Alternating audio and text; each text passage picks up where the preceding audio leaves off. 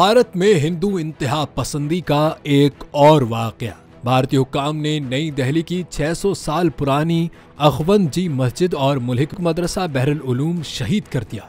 भारतीय media reports के मुताबिक भारतीय हुक्काम ने मस्जिद के अहाते में मौजूद कब्रें भी मिस्मार कर दी।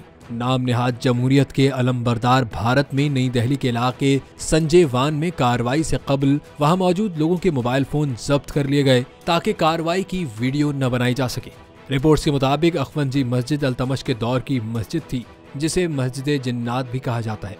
मस्जिद के इमाम का कहना था कि नमाज फजर की अजान से कबल दिल्ली डेवलपमेंट अथॉरिटी के एहलकारों ने पुलिस की मौजूदगी में मस्जिद को शहीद करना शुरू किया। हमें किसी किस्म की कोई पेशगी इतला या नोटिस भी नहीं दिया गया था।